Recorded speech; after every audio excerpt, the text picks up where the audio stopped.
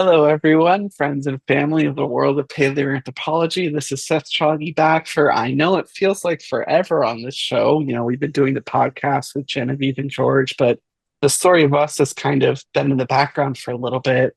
But I'm so excited to return and with a very special guest, Dr. Jennifer Raff, she does some amazing work here in the Americas. And I'm so excited to share her story with you guys and what she does. I'm going to hand it over to her to introduce herself a little bit. And why don't you tell us a little bit about yourself? Okay, yeah. Thank you so much for having me on, Seth. I'm really excited about this conversation. I'm Jennifer Raff. I am an associate professor of anthropology at the University of Kansas. I'm also affiliate faculty in the Indigenous Studies program here. And my specialty is ancient DNA, paleogenomics.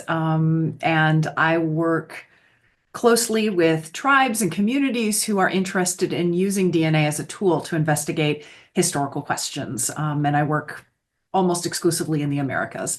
I also write on the side, so do a lot, keep very busy. Absolutely. And that was how I had first learned of you was it's been a few years now, I feel like, since Origins came out. But that was an amazing book. I highly recommend everyone to read it, and I'll put a link in the description to that book. It's about, of course, how the Americas, North and South America, were populated. Were what is the word I'm trying to say here? Peopled Were or populated is fine. Yeah. populated. Yeah, how they're populated, how people came here first. Because as we know, there's many ideas, there's many theories. Since the book has come out, have there been changes in the ideas or hypotheses on how the people or dates maybe? Has anything changed since the book has come out, I wonder? Yeah, that's a really great question. Yes and no. So I, I think that pretty much most scholars still have the same positions that they did before the book came out. I mean, there have been a few papers that have been published that have been supportive of some of these really early pre-last glacial maximum, pre-ice age, pre-20,000 year migrations. But I think that the jury is still out as far as where the scholarly consensus is. There is really no scholarly consensus at this point. Personally, I'm very persuaded by some of these really early sites. I think that I'm not an archaeologist, but it seems to me that some of these dates have been replicated, especially in the case of white sands. I don't know if we want to get into the nitty gritty Yeah, yet, but I wanted to bring it up. So okay. if you want to talk about white sands, Yeah. I was going to ask. So go So ahead. Yeah. yeah.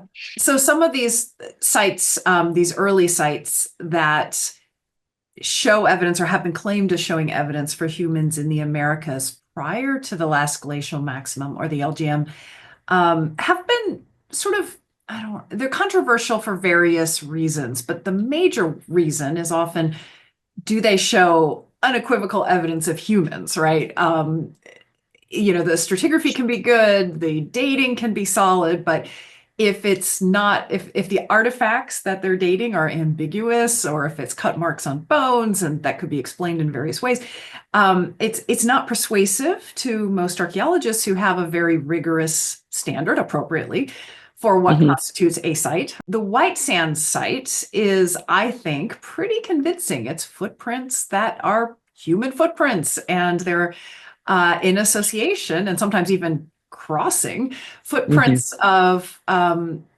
Pleistocene extinct mammals. And that's Wow. really cool, right? I really want to go see them someday.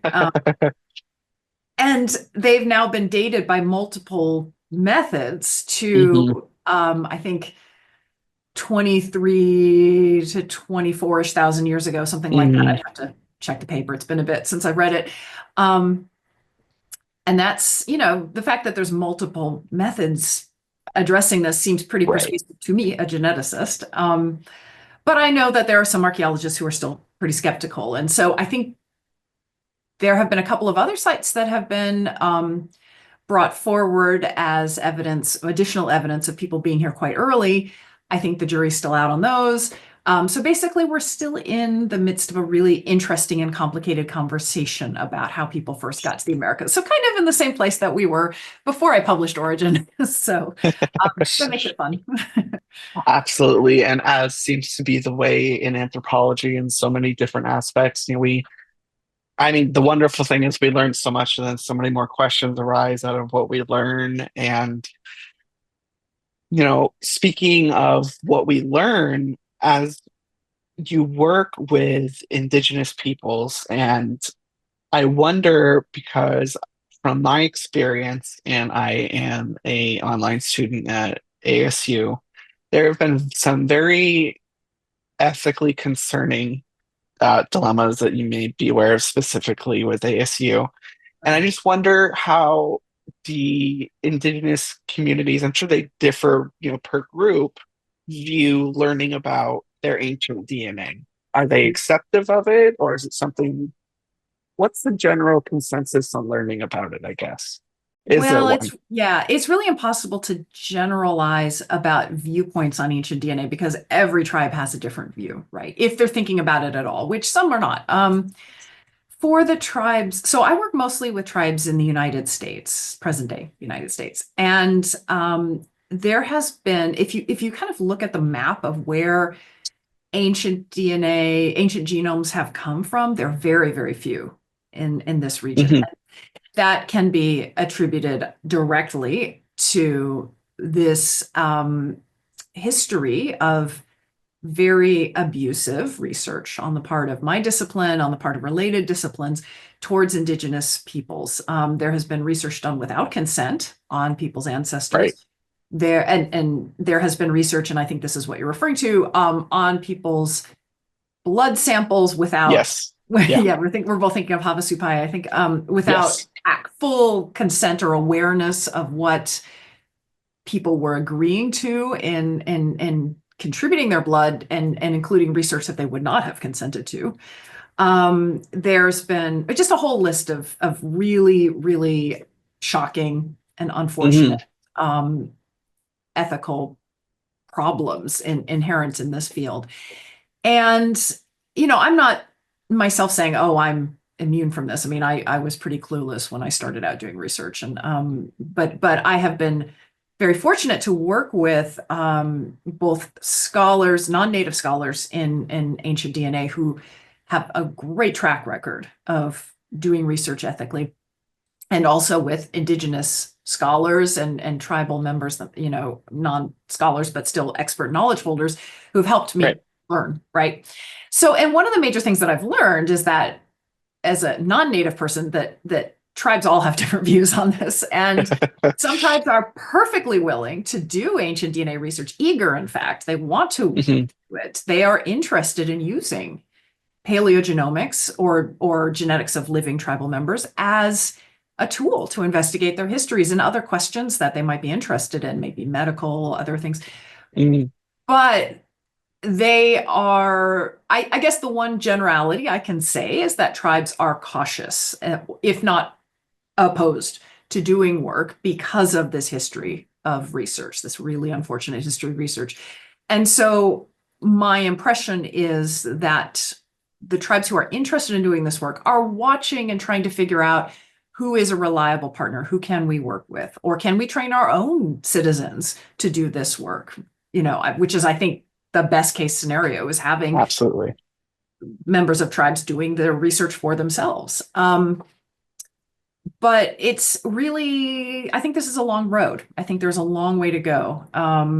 We have to, as those of us who are non-native researchers, have to build trust relationships, and that is slow. And it will take a while, but it's really rewarding to build these real collaborative relationships. It feels good as a researcher to do that. Sometimes it's really scary and stressful, but because you don't want to make mistakes. But it Right. feels like that is the right way to go, and I think moving forward, that's what we need to do more of. Absolutely. And taking a step backwards, because I suppose I should have asked this first, in this particular field of paleogenomics and anthropology, why are ethics so critical? Because when we're thinking of ancient DNA with Neanderthals, we don't need permission from anyone to test their DNA.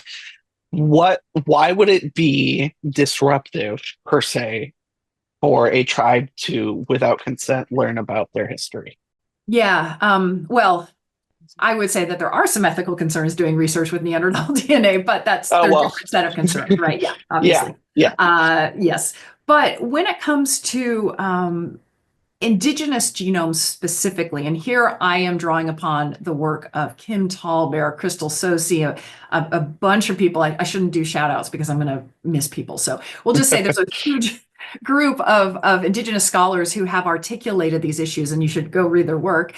And so I'm just repeating what they're saying. But there are okay. So the first issue is this history of research that indigenous peoples tend to have a connection to their ancestors and a connection to their lands that is, well, we call it loosely sovereignty, right? So the idea is that they do have sovereignty and the decision-making power over whether research can be done that impacts them in the present day and impacts their historical connections to the areas that they live in that are well known and well articulated, right?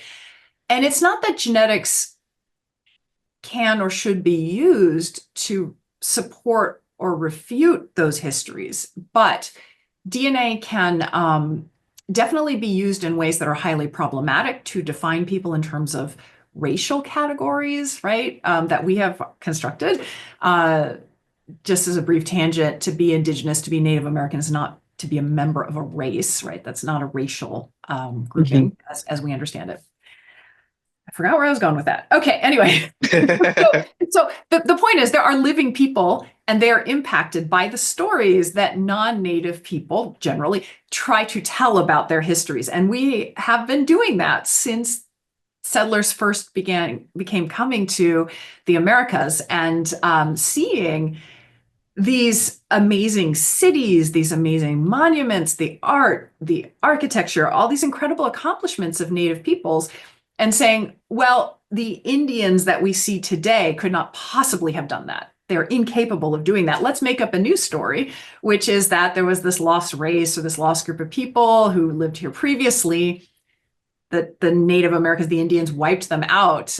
And Native Americans are newcomers to these lands. And actually, it's the older people who are indigenous.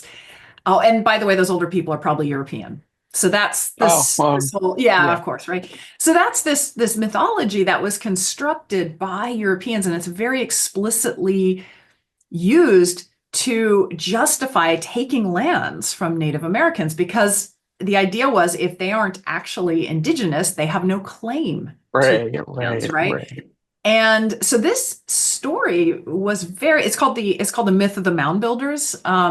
It's been very, very long-lived. It's been going on for a long time, and there's a new iteration of it now, of course, in Graham Hancock's Netflix show. Although I wanted to ask you about that next. Yeah, we can get to that. But anyway, so genetics is in an interesting place because it has been used to support or refute ideas about who Native Americans are. And the construction of migration theories have been then used in some ways as a sort of wedge to say, oh, look, you're not really from this place. You are not really indigenous. When it's not true, they are not, those stories that claim is not true. There was a whole long history, for example, of haplogroup X, which is a collection of mitochondrial lineages, which I guess I should define what that means. So for the non-geneticists, your DNA, you have two genomes. You have your nuclear DNA, the DNA that's in your chromosomes that you inherit half from mom and half from dad. But also in each one of your cells, you also have another genome called the mitochondrial genome, which is present in the mitochondria of your cells and the energy producing organelles. And that's inherited just from your mother. and her mother. And so it's a genetic lineage that's entirely maternal. It's easier, or was easier, for ancient DNA researchers to get access to mitochondrial DNA from ancient remains. And so a lot of the earliest studies in ancient DNA are on mitochondrial lineages. And they tell the story, the history of women, basically. Right, right. So one of these lineages is called haplogroup X. And it was claimed that because we found haplogroup X in the Americas, but also in Eurasia, that this was a sign that people moved from Europe to North America.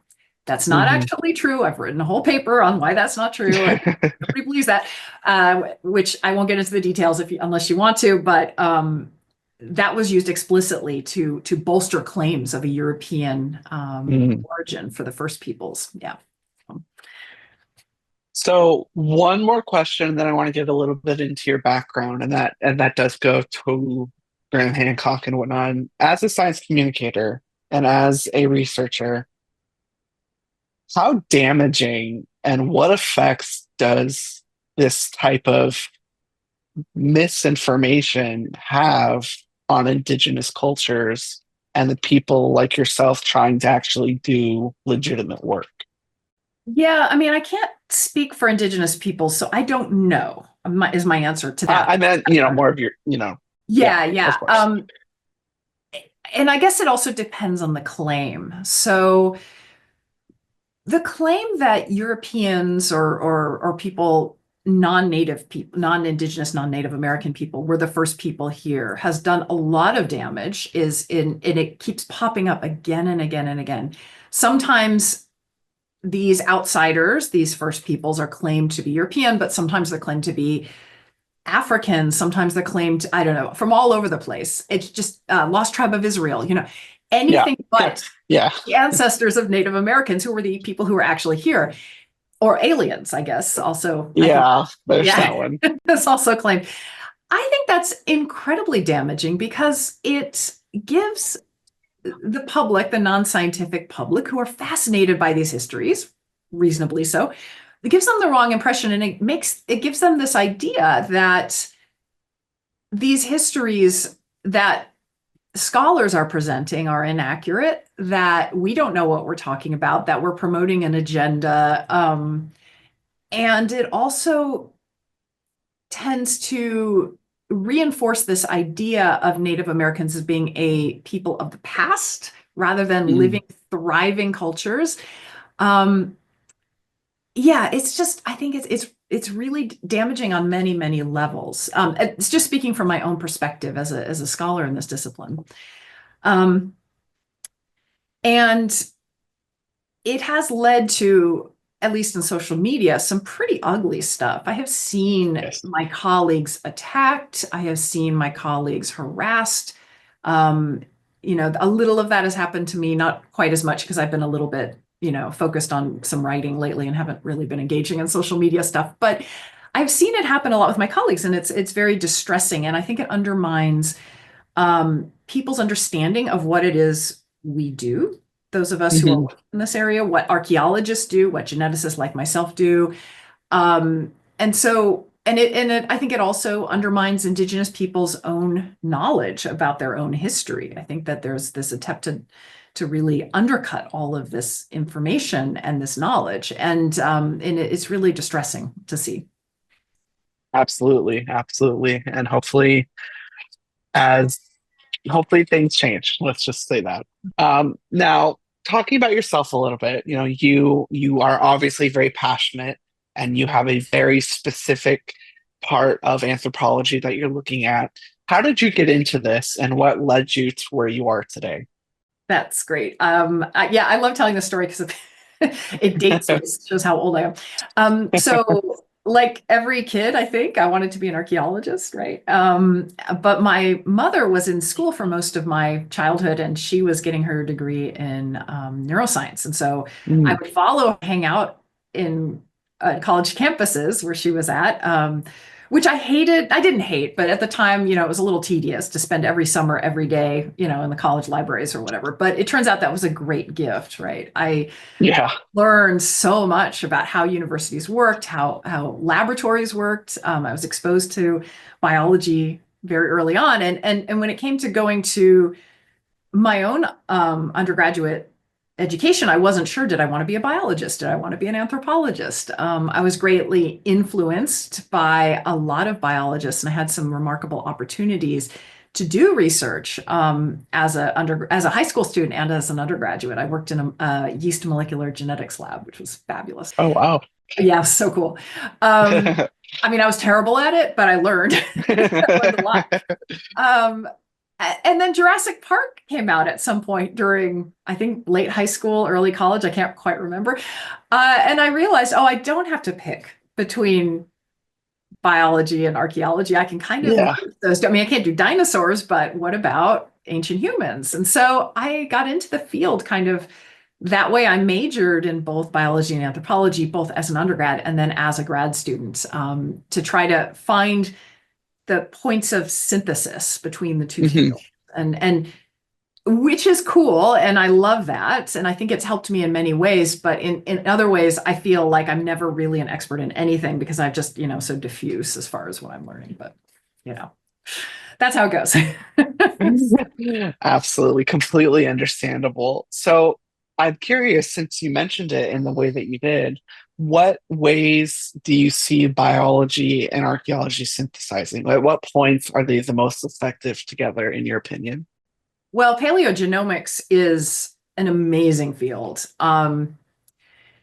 The application of population genetics methods to so population genetics has, for those of you who aren't aware, this long history of theory and methods to understand how populations evolve, how they change, and it's a very, very incredible field. It's very mathematical, which is not my strong point, but I can appreciate it. And when those methods began being applied to the analysis of genetic data from humans, it just revolutionized what we understood about human evolution and about human population histories.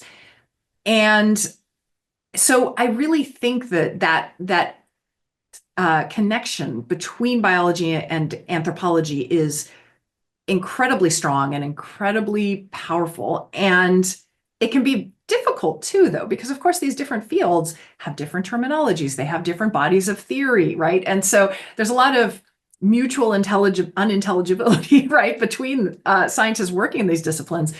And I think that my field, that ancient DNA researchers, we have been properly criticized, in my view, for not really understanding or taking the time to understand or learn sort of the theory of archaeology and the Hmm. method and what's previously known about a population's history and the archaeology of a region.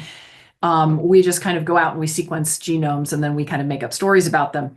They're rigorous and they're great, but we got to always be mindful that these are biological histories and how do they factor in with the material culture and the histories and indigenous knowledge, all these different other pieces of understanding, and they have to, we have to bring them together into a model that synthesizes them. I think that's where my field needs to improve. That's one of the areas. Hmm. But also, I think it would be great if archaeologists would be, well, I know they already are willing to work with geneticists because I can't possibly learn archaeological theory. I have taken it. It's just, let alone get into cultural anthropology. I'm just like, oh my God. And so what we really need are collaborations, right? We need really strong Yes. collaborations between multiple disciplines, and that's how you do good work, I think. Absolutely. I think that's one thing that's beautiful about anthropology is it's so interdisciplinary and well, at least it should be. And when it is, it works very well. Um, when you are looking at the future of paleogenomics and paleogenetics, what do you think technology wise? Like, if you could have any piece of technology that was invented to help you in your work, what would it be? What would it do? What would this magical machine do? Oh my Fun gosh. question. Well, I would love a time machine. That would really help because Well, then of we could course, go but back. that's cheating. A time machine is cheating. Why don't we invent a time machine? That would be great. Oh gosh, that's such an interesting question. Hmm. Okay, this is going to sound silly and simple, but it would be really nice if we could tell in advance of attempting to get DNA from a sample from an individual, whether or not it's going to work. So if, That's a very, no, that makes perfect I sense. mean, this is something the field has been grappling with for a long time, right? We've tried looking at amino acid racemization. We tried looking at, I don't know, gross morphological preservation, various proxies for is DNA preserved, but nothing really quite works perfectly.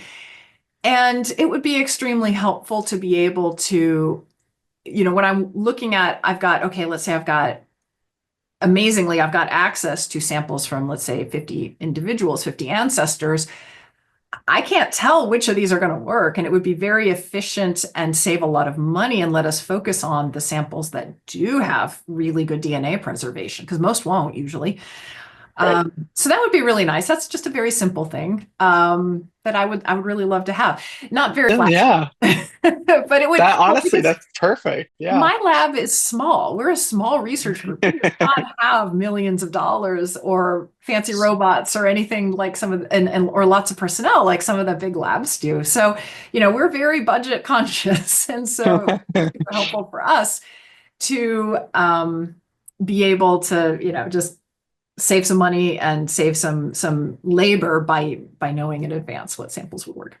So Absolutely. And that is, just knowing what I know, especially about how destructive testing for DNA can be. And, when we're talking about Neanderthals and ancestors and that, no, not wasting what didn't need to be destroyed would definitely be a positive as well. yeah. Uh, a fun thing I think that would be interesting to talk about a little bit is so you are a ancient geneticist and a paleogenomist. So can you tell my audience, because I've explained it a few times and it's been explained before, but what is the difference between ancient DNA and ancient genetics and ancient proteins and ancient proteomics and also ancient genomics versus genetics? Okay, Those terminology three. 101. Okay, Yeah, yeah. terminology Yeah. 101. Okay. Well, okay.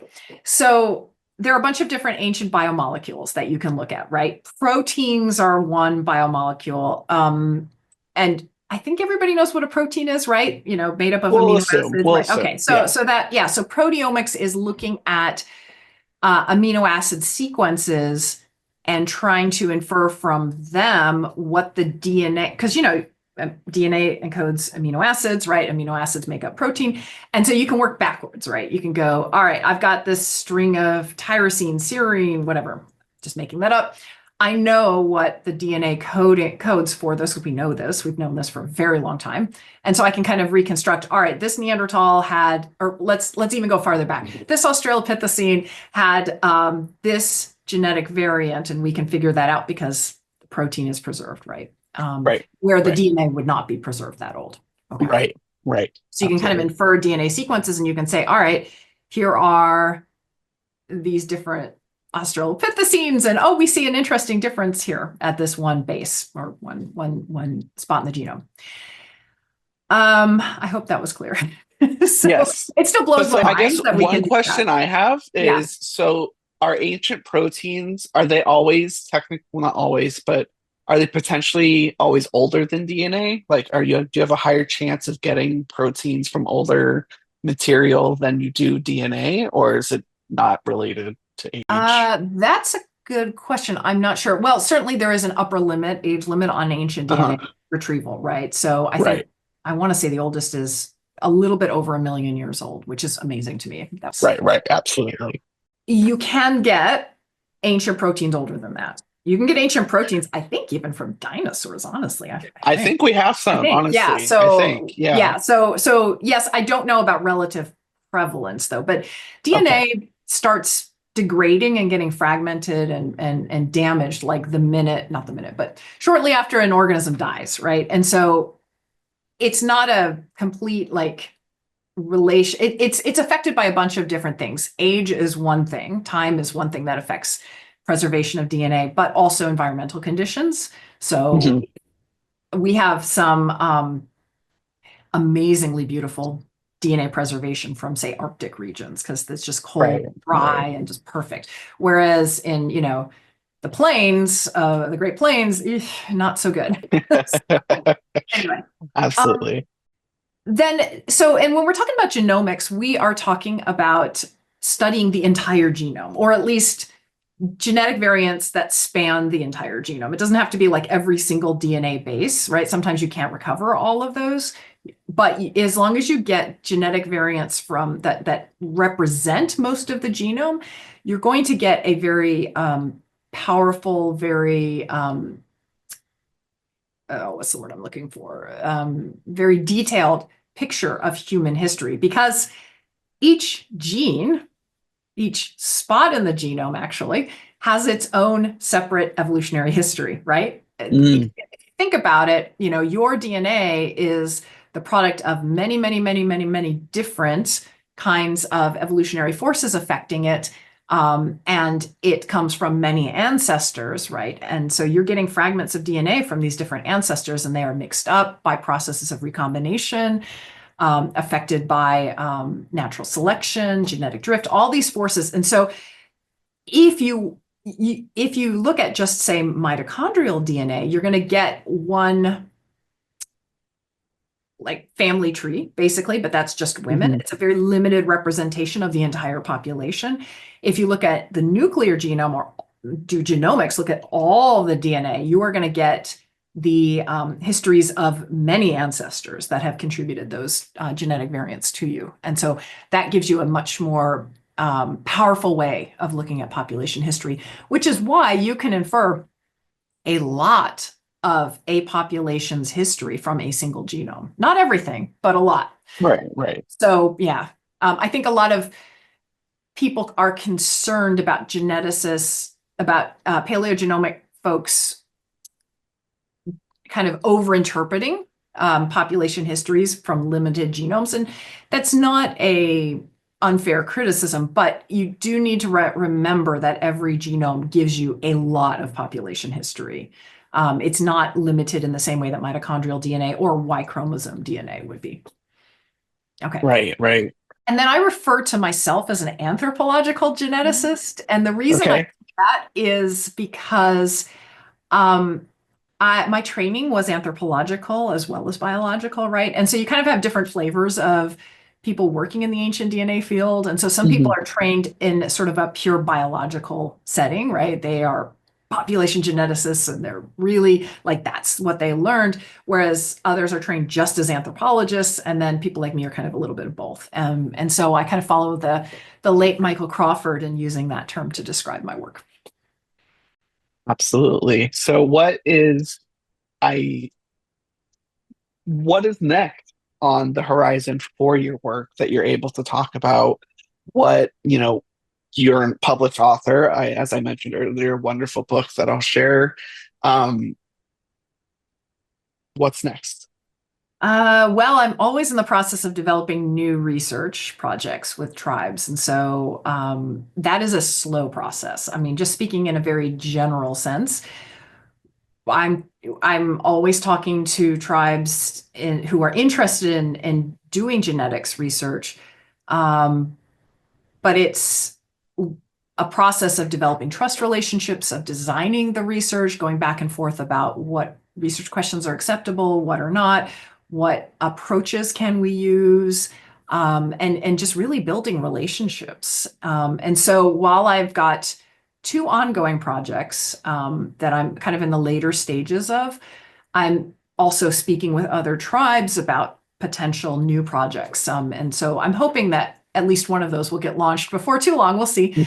As I work on writing up the publications and consulting with elders about how to interpret the results from these other projects.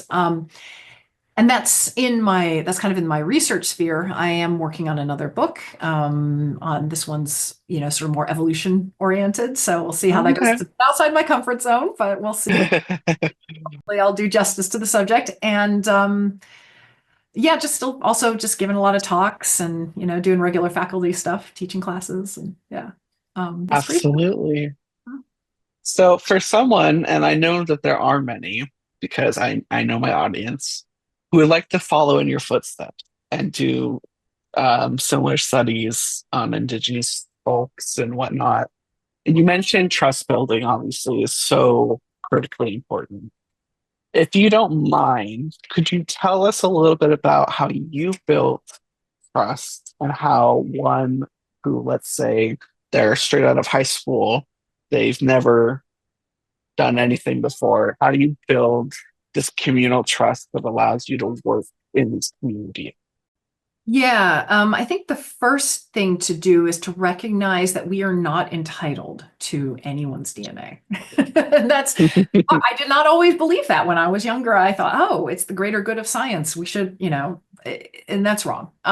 We're not entitled to anybody's DNA. And so if a tribe does not want to do research or they do not want you doing research on their ancestors, that's it. Full stop. End of story. There is no ancient genome, no single genome that is worth breaking that trust relationship, right?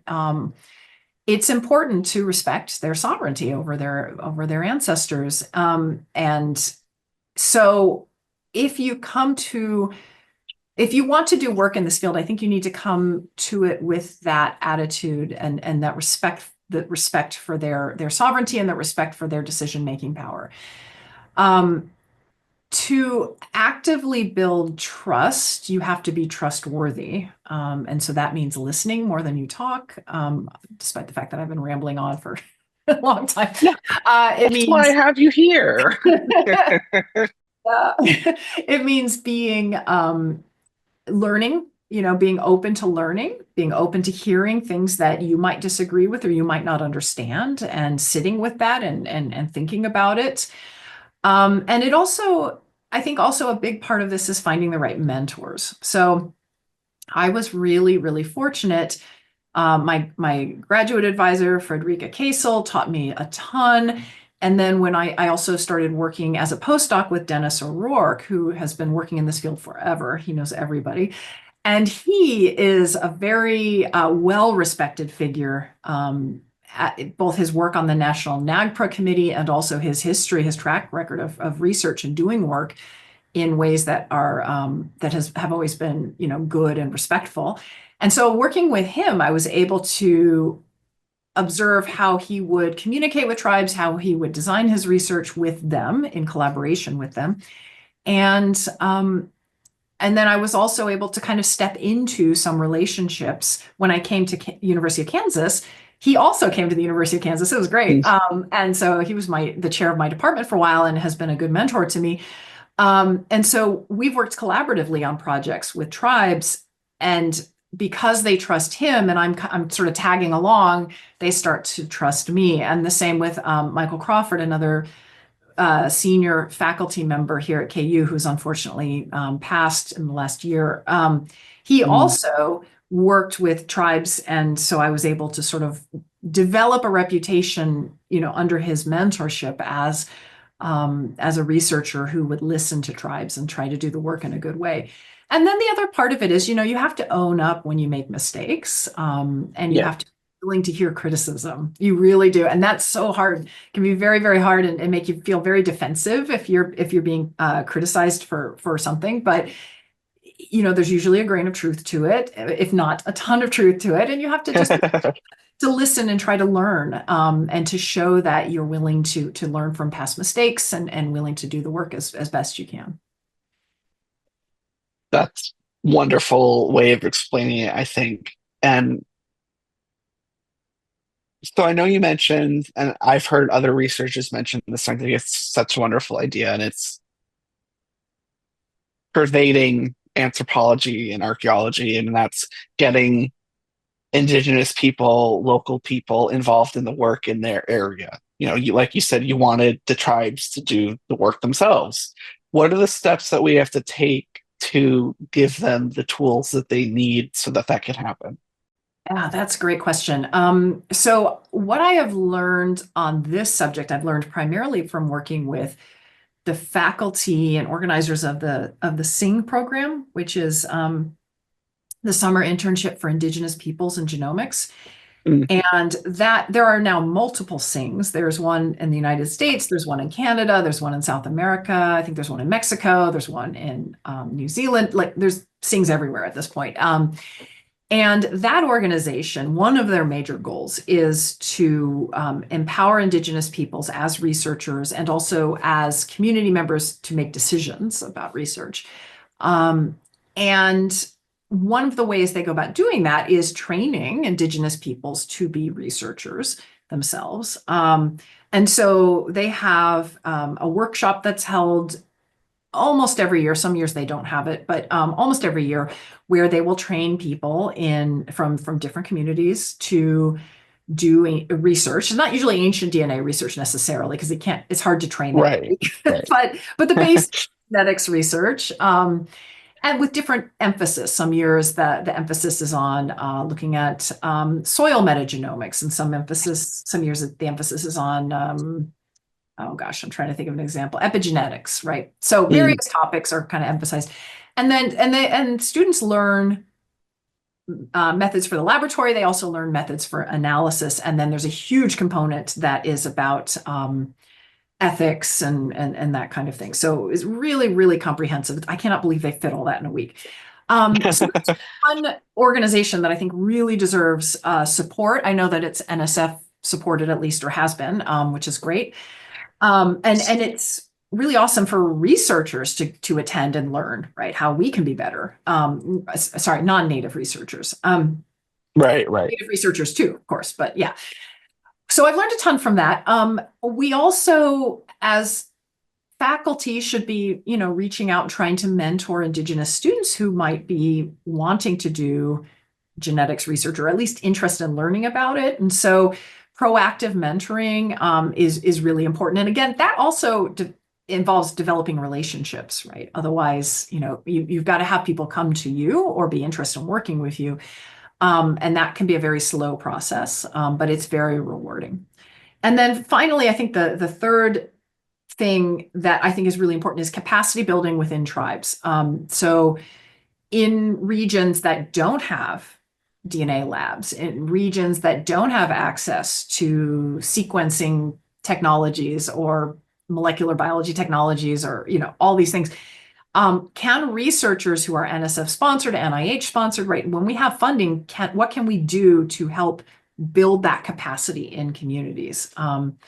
That's really a conversation that needs to be had more. But I think that there's some good steps in that direction. And also, we can't neglect data sovereignty questions, right? Right.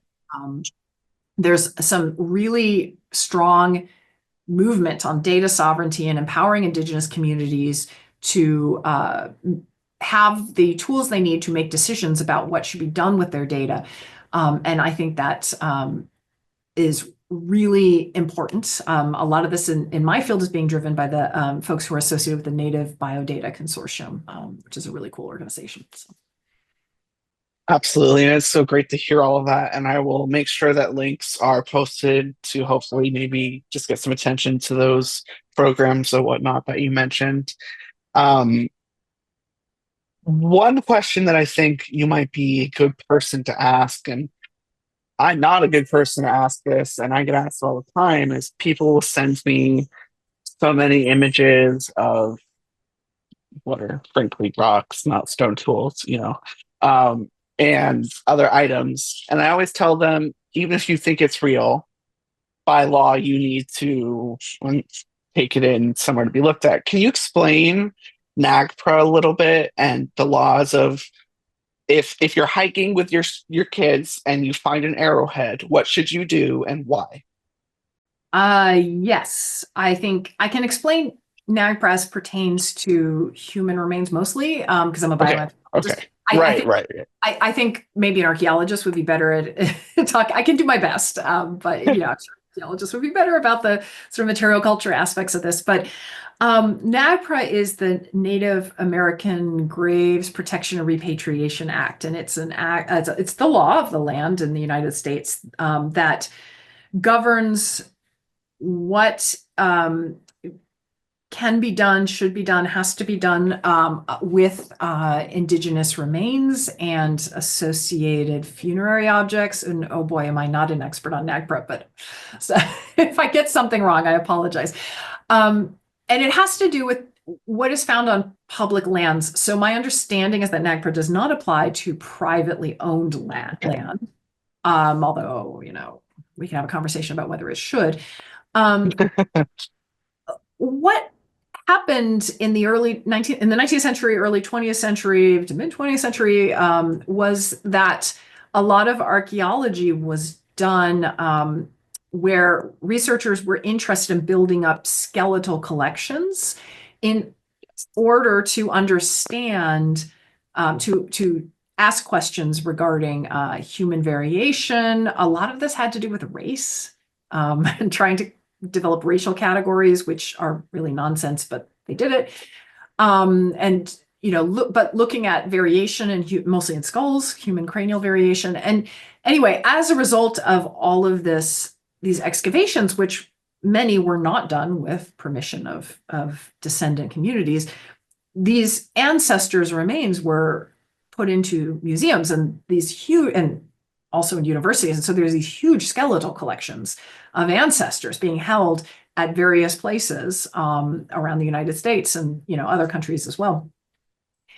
And there has been a movement among Indigenous peoples to claim their ancestors and their artifacts and have them returned to them, or at least have the decision-making power about where they should go.